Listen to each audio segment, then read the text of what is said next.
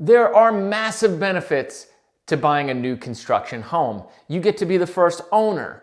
You get a warranty. You get all the latest technology.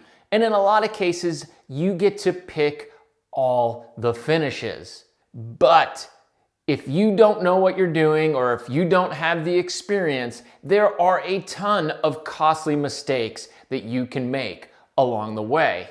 In today's video, I'm gonna go over 5 things that you need to know before buying a new construction home here in Tennessee. And if you stick around to the end, I'm gonna give you 2 bonus tips that I think will take your home buying knowledge to the next level. Thank you so much for joining me. My name's Matt Bogosian, and I'm a real estate agent right here in Middle Tennessee. If you're thinking about making the move here, make sure that you subscribe to my channel so you don't miss my future videos. Also, if you'd like to jump on a quick call and talk about the different options in the different areas and find out the best place for you to live here in Middle Tennessee, just click the link down in my description.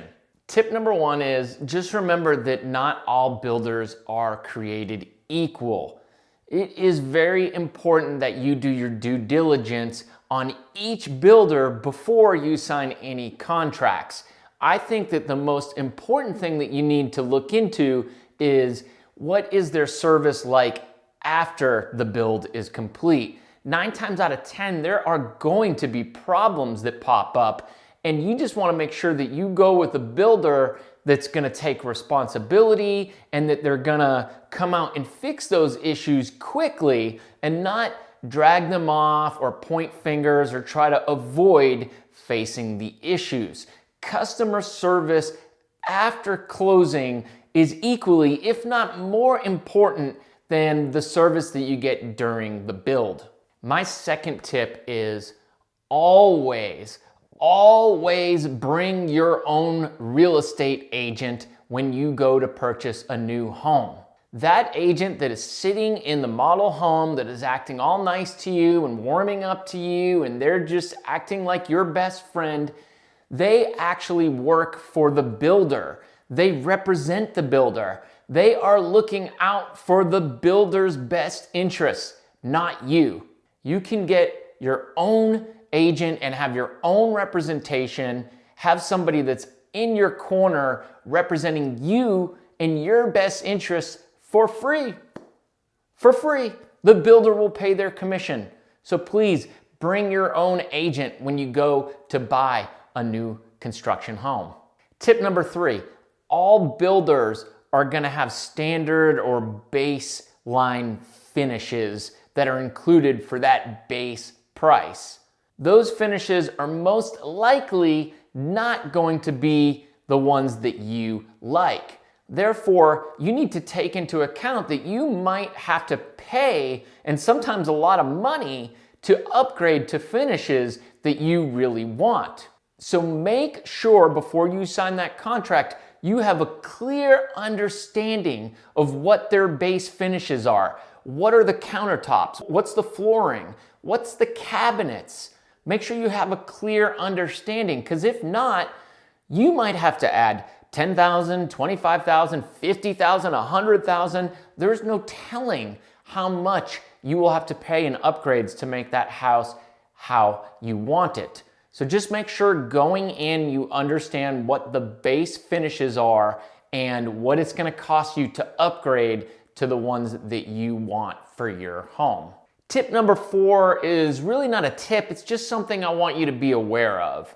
The builder's contracts are written by their lawyers and they really heavily favor the builders. If you start reading through all the fine print, they've basically covered their butts on every single angle and anything that could possibly happen. One of the main frustrations that I think buyers have of new construction homes, especially here lately, is trying to get a closing date from the builder.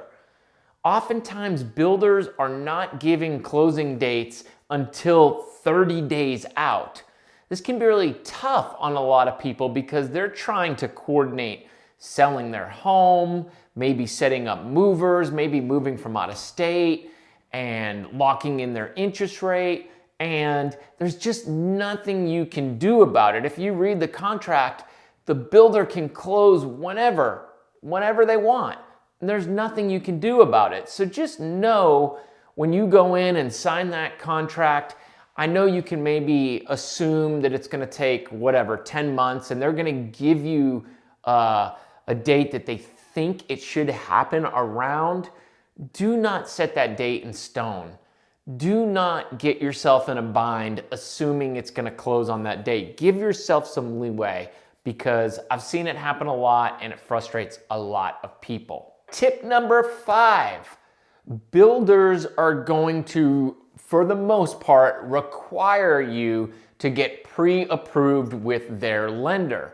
And their lender is normally gonna offer some type of incentive to go with them. Here recently, I had a client sign with a new construction home, and if they go with the builder's lender, the builder will give them $1,500 towards closing costs, and the lender will as well.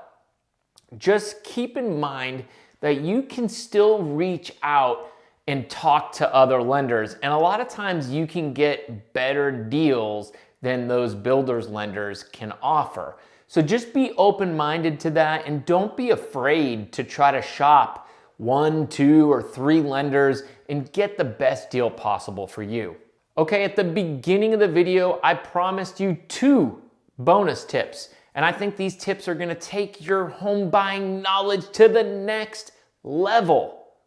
All right, the first one, when you go to buy a new construction home, most of the time, the builders are not going to want to negotiate the purchase price.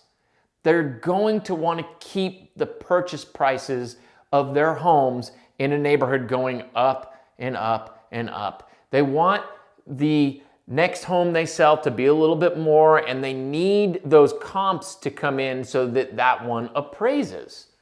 So then the question is, what can you negotiate? You can negotiate things like upgrades, closing costs. You can try to get them to reduce the price of the lot premium or just take that away. You can ask for things like fences, but just remember, they're gonna try to get you to sign a contract before you know what any of the upgrades are that you will want. So you need to try to stop and slow down the process, figure out what upgrades there are that you want, and then negotiate that stuff first before you sign a contract. Now, in the last year, year and a half, it's been really hard to get these types of things from builders, but we're seeing the market start to shift, and it's starting to become more of a buyer's market. So I think these are things that are gonna come back, and that you could probably have a lot of success negotiating with a builder. Bonus tip number 2. It is important that you understand how much longer the builder's gonna be building in that neighborhood. And let me tell you why I think this is important. If you're planning on building that house and buying it from them and living in it for 2 years or 3 years, and they're still in their building, it's possible when you go to sell, you're gonna have to compete against them. And a lot of times that's hard to do because the new builds have better technology, they offer closing incentives, maybe there's better lots, maybe the finishes are better, and that can make it tough for you to sell your home. Now, if you're gonna plan on staying in it long enough that they finish building, then I think that's a good thing, because now they're gonna increase the prices of the homes along the way, which is gonna pull your value up, and then they'll be done building. So when you go to list your house, you're not gonna have to compete against them and all their new homes that they've got available. All right, guys, thank you so much for watching. Once again, my name's Matt Bogosian. If you haven't already, please give this video a like and subscribe to my channel, and I'll see you next time. Thanks.